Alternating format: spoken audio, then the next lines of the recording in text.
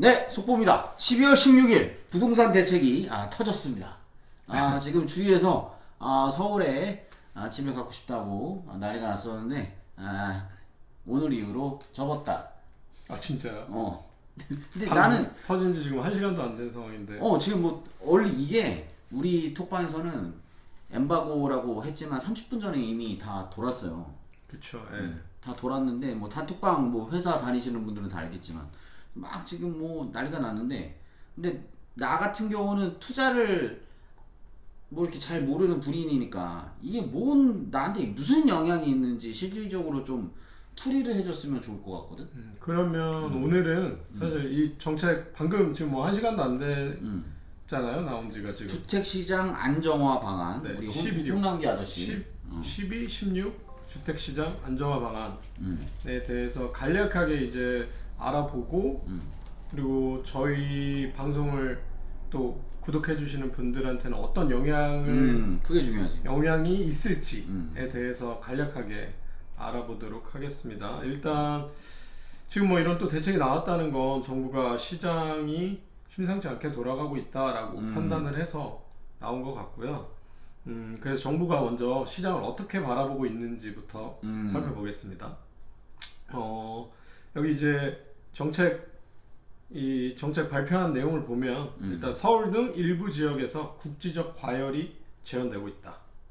라고 보고 있고요. 네. 그리고 집값 상승 기대로 매수세가 확대되며 갭 투자 등 투기 수요가 유입되고 있다. 자기네들은 이제 실수요에 대응하는 공급은 충분한데 이게 이제 막 공급이 부족하다고 자꾸 이제 선동질을 하고 있다. 라고 판단을, 자기네들의 실수요는 지금 충분히 공급을 하고 있다라고 보고 있습니다. 네, 저희가 이제 사실 어제 방송 촬영한 게 있지 않습니까? 근데 이제 공급량보다는 지금 수요가 많은데 공급이 그걸 뒷받침을 못 해주고 있다. 각종 규제에 따라서 라고 저희는 생각을 했는데 이제 정부의 입장은 다른 거죠. 그래서 이게 실수요가 아니라 투기 수요가 가미가 되면서 공급이 부족하는 현상을 지금 나타나고 있다. 아무튼 우리 현민 누나는 그렇게 생각한대요. 뭐 현민 누나나 뭐 다른 네, 분들도. 네. 그리고 이제 시장 상황을 평가하면은 유동성은 지금 엄청 넘쳐나고 있다고 정부도 보고 있습니다. 지금 19년 9월 기준으로 시중에 유통되고 있는 유동성이 2,853조 3천억 가량으로 보고 있습니다. 그렇게 많네. 네. 근데 이제 일부 투기 수요로 인해 실수요자들이 내 집 마련하는데 이제 기회가 오히려 감소하고 있고 시장 교란행위 방지 및 안정적인 수급이 필요해서 이번 대책을 발표했다. 요약컨대 우리는 정말 잘하고 있는데 투기 이런 나쁜 놈들 때문에 너무 힘들어서 또 바꾸겠다 뭐 이런 거 아니에요? 네, 뭐 그렇게 볼 수도 있겠죠. 네.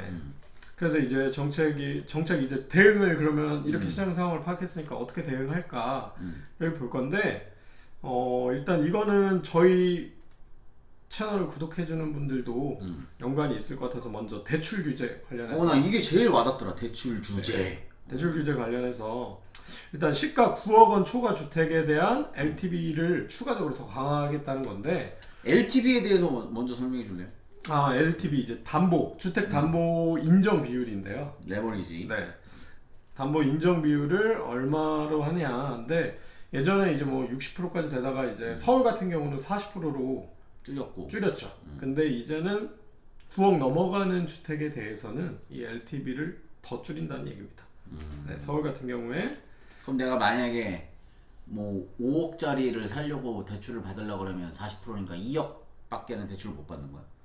아니죠. 9억이 넘어갈 때 네, 맞죠. 이하니까 40%니까. 네, 맞죠. 5억짜리 근데 뭐 서울에 5억짜리 만약에 뭐 경기도든 뭐든. 그쵸. 그럼 3억은 내 돈이 있어야 경기도 같은 경우는 좀 다른데 경기도 이제 조정 대상 지역은 60%까지 되고요. 네. 그리고 아무튼 이제 그 집을 담보로 받으려면 9억 이하가 40%, 9억 초과가 20%. 그렇죠. 9억 초과 분에 대해서 서울 같은 경우에 그래서 현행대로 되면 14억짜리 주택을 이제 주담대를 받을 때 40%까지 받을 수 있으니까 5.6억 원을 받을 수 있었는데 이제 개선되는 시행 정책에 따르면 9억 원까지는 40%를 받고요. 이제 9억 초과되는 5억 원에 대해서는 20%만 받기 때문에 이제 대출 금액이 줄어드는 거죠. 그래서 안 오는구나. 그렇죠. 근데 이제 사실 9억 초과 주택 너무 고가 주택이라고 다들 생각하시고, 뭐 저도 9억 넘으면 고가 주택이라는 거는 어느 정도 인정을 하는데, 지금 서울 주택 중위 가격이 이미 거의 9억에 육박하고 있는 상황이기 때문에 8.8억 수준. 네. 그렇기 때문에 이게 약간은 서울에 실거주하는 실수요자한테도 영향을 줄 수 있는 대출 규제라고 보고 있습니다. 그리고 15억 이상 주택에 대해서는 주담대가 금지라는데. 그렇죠. 그리고 또 이 예전에는 공시 가격으로 9억을 받는데 지금 이거는 또 맞아. 시가 9억이기 때문에 이 시가에 대한 판단 기준도 지금 아직 야, 그럼 직박의 기준이야 뭐야? 그러니까요. 그게 이제 어떤 거는 9억 넘게 거래되는 것도 있고, 어떤 건 또 층에 따라서 네이버 9억 부동산 이하로 기준이야? 거래되는 것도 있기 때문에 이 부분도 지금 어떻게 시가를 매길지도 지켜봐야 될 부분인 것 같습니다. 네. 근데 이거를 이제 대출을 받아서 집을 마련하는 사람한테는 분명 영향을 받을 수 있는 정책이기 때문에 그치. 이거는 잘 체크를 해봐야 되고, 앞으로 이제 정부에서 어떻게 얘기를 할지를 계속 예의주시해야 될 것 같고요. 네. 이게 이제 모든 가계 대출 원리금 상환액을 이제 연간 소득으로 나눴을 때 이거 원리금 상환할 수 있는 능력이 되느냐를 보는 건데, 그래서 이게 만약에 안 되면 대출이 덜 나오겠죠. 그래서 연봉이 좀 적었거나 연봉이 꽤 된다고 할지라도 이제 대출을 받을 때 제한을 받겠죠.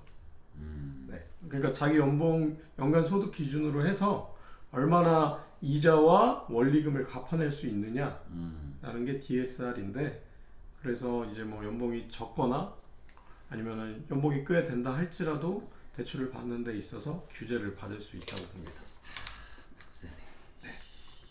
다음은요? 그리고 이제 주택담보대출 실수요 요건을 강화한다고 했는데, 아까 말한 것처럼 공시가격 9억에서 시가 9억으로 이제 변경을 하고요. 그리고 이제 주택을 샀을 때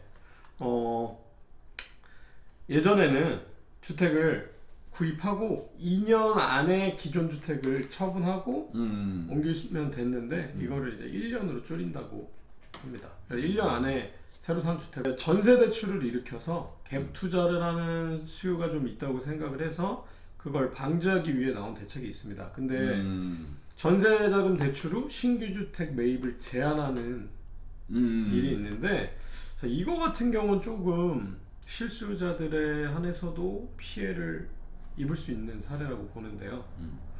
일단 시가 9억 원 초과 주택을 매입하거나 2주택 이상을 보유할 때는 전세 대출을 회수하겠다는 겁니다.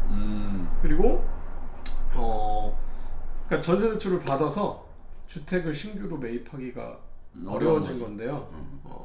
일단은 예를 들어 제가 7억짜리 전세를 살고 있는데 돈을 열심히 모아서 9억 넘는 집으로 이사를 가고 싶은 겁니다. 자가로? 네. 그럼 저는 무주택자잖아요. 무주택자 입장에서 더 이제 좋은 집으로 가려고 계속해서 준비를 했는데 그게 이제 불가능한 거죠. 네. 새 아파트로 이사를 가려고 전세 살면서 돈을 모아서 일단은 전세 살다가 저기로 가려고 이제 매입을 하려고 하는데, 그러면 전세 대출을 다 상환해야 그 주택을 매입할 수 있는 거죠. 네. 이런 부분 돈부터 갚아라. 네. 왜 그런 걸 정한 것 같아요?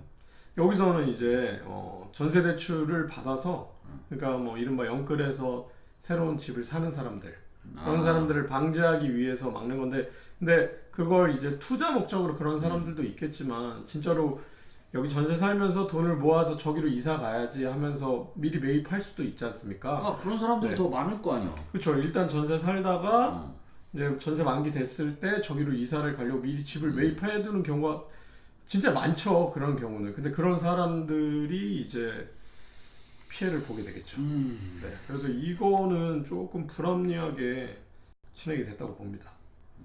다 뭐 죽자는 건가요? 네, 그러니까 뭐 다주택자들한테 이런 대출 규제를 하는 거는 뭐 이해를 하는데, 1주택이나 무주택자들한테는 이런 거를 좀 풀어줘야 되지 않을까 싶어요.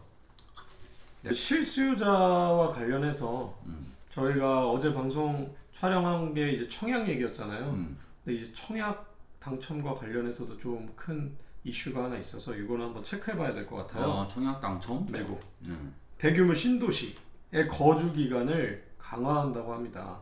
저희가 어제 특공이나 가점제 같은 경우 할 때 당해 거주자한테 우선 공급을 한다고 했잖아요. 근데 이 당해 거주자 1년 이상 당해를 거주하면 저희가 이 당해 요건을 충족한다고 했잖아요. 그래서 이제 뭐 내년에 분양을 받고 싶어서 서울로 뭐 직장을 옮기는 분들이나 올해 이제 서울 쪽으로 이사 온 분들이 있을 거 아니에요. 근데 이런 부분에 있어서 2년 이상으로 즉시 협의 후에 즉시 시행한답니다. 그래서 올해 이제 뭐 내년에 이제 청약을 넣어봐야지 하고 무주택자가 서울로 이제 전세살이를 하고 있는 상황에서 그 내년 하반기에는 내가 서울 당해 거주자가 되니까 서울에 청약을 넣어봐야겠다라고 준비했던 분들은 갑자기 이게 협의 후 즉시 시행이니까 당해 거주자에서 빠질 수가 있는 거죠. 아, 그래서 서울 집 이런 꿈을 가진 사람들이 지금 덜덜 떨고 있구나.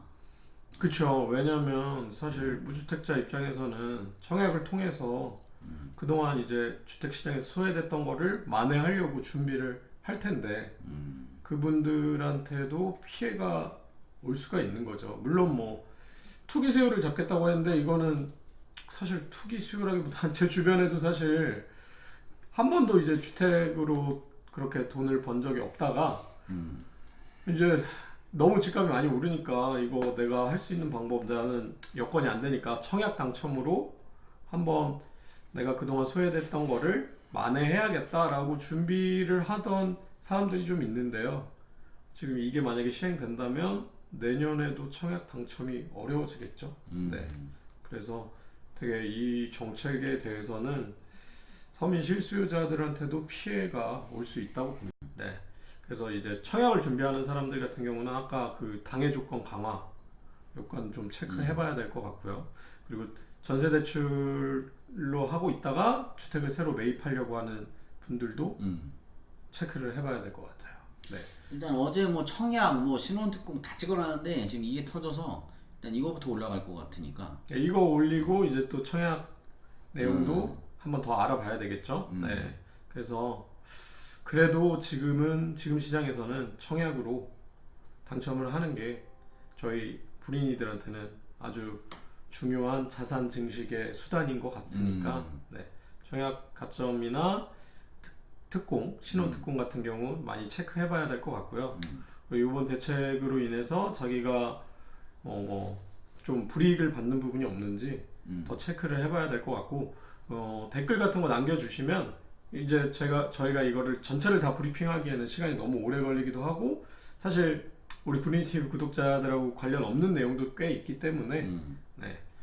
추가적으로 좀 궁금한 사항이 있으면 체크해 주셔서 댓글 남겨주시면 바로 피드백을 드리겠습니다.